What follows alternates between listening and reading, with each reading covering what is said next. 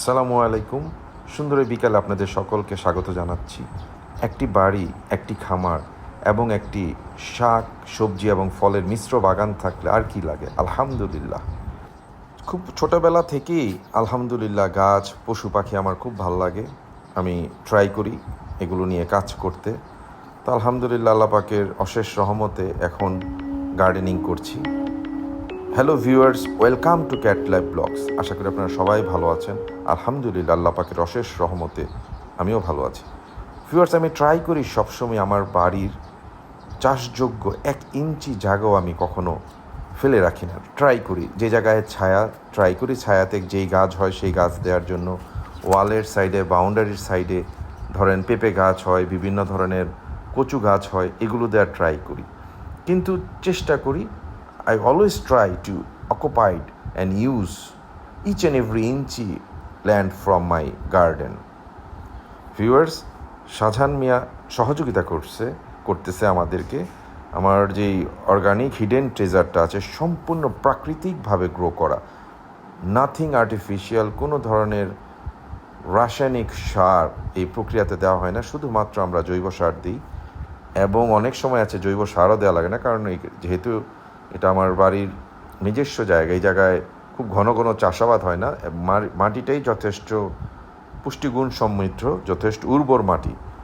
তো বৃষ্টির কারণে আমার এই মরিচ গাছটা একটু উইক হয়ে গেছে, একটু ঝিমানো ঝিমানো হয়ে গেছে। তো আমার বাড়িতে এদিকে মরিচও শেষ। তো ট্রাই করছি যে যেই মরিচগুলো ম্যাচিউর হয়েছে আলহামদুলিল্লাহ, মরিচগুলো পাড়ার জন্য শাহজাহান মিয়া সহযোগিতা করতেছে। এই গাছটা আমি বিশ্বাস করি রোদ উঠলে ইনশাল্লাহ ঠিক হয়ে যাবে। আলহামদুলিল্লাহ, বাকিটা আল্লাহ পাকের অশেষ রহমত। যেহেতু শুধুমাত্রই আমার ফ্যামিলির রিকোয়ারমেন্টস, আলহামদুলিল্লাহ আমার 5-7টা মরিচ গাছ আছে।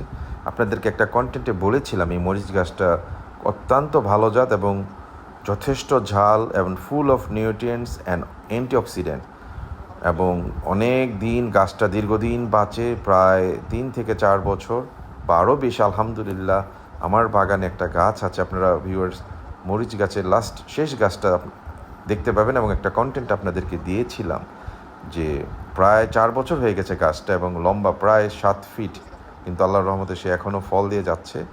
এটা আমাদের লোকাল ট্রেডিশনাল মরিচ গাছের মতো না যেটা 1 সিজন বা 2 সিজনে নষ্ট হয়ে যায়, বাট আলহামদুলিল্লাহ এই ব্রিডটা খুব ভালো। আপনাদের যাদের সুযোগ আছে ট্রাই করবেন। লোকাল নার্সারি তো পাওয়া যেতে পারে, আমি নার্সারি থেকে সংগ্রহ করেছিলাম, বাট এখন আমার মাদার প্ল্যান্ট থেকে আমি নিজেই চারা করে আমি যখন যদি কোনো গাছ নষ্ট হয়ে যায় বা মরে যায় ওই জায়গায় আমি রিপ্লেস করে দিই। আলহামদুলিল্লাহ এটা খুব ইজিলি করা যায় যদি আপনি চান। তো ভিউয়ার্স, শাহজাহান মিয়া আমাদের মরিচ পাড়তেছে আলহামদুলিল্লাহ, অনেক সুন্দর 3 কালার।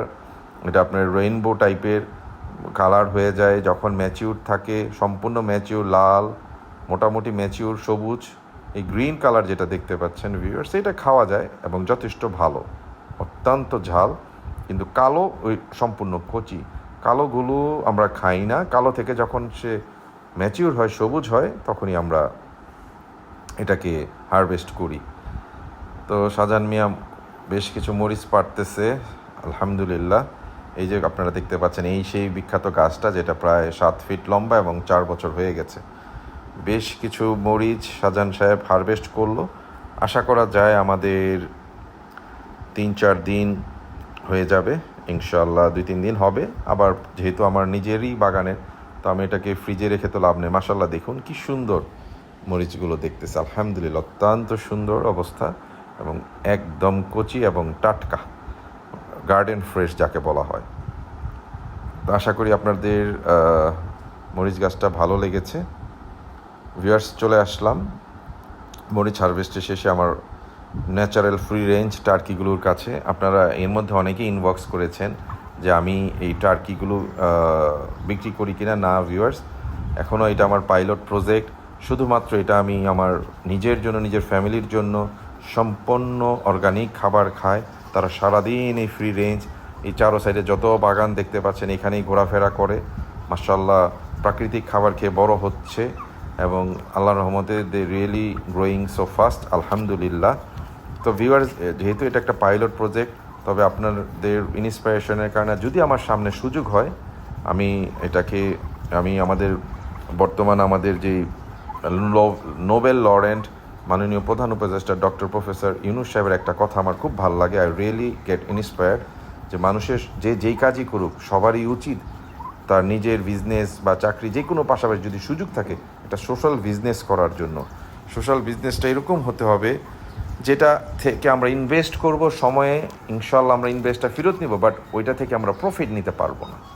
তো আমিও ইনশাল্লাহ এই আমার যেই এটাকে এই যে আমি অর্গানিক ওয়েতে টার্কিগুলো লালন পালন করছি, আমি সামনে আমি চিকেন করব এবং মাস্কবি ডাক করব, এবং আমার যেই খালি কিছু যে জায়গা পড়ে আছে এই সম্পূর্ণ ফ্রি রেঞ্জ ওয়েতে আমি এই চিকেন ডাক এবং টার্কিগুলো গ্রো করব। আমার নিজের পরিবারের সংস্থান এবং সম্পূর্ণ চাহিদা পরিপূরণ করে আমি আপনাদেরকে ট্রাই করব, যেহেতু আপনারা অনেকে অলরেডি ইনবক্স করেছেন। তবে now it's a pilot project, এটার জন্য কিছু সময় লাগবে, ডেফিনেটলি নিডস সাম টাইম।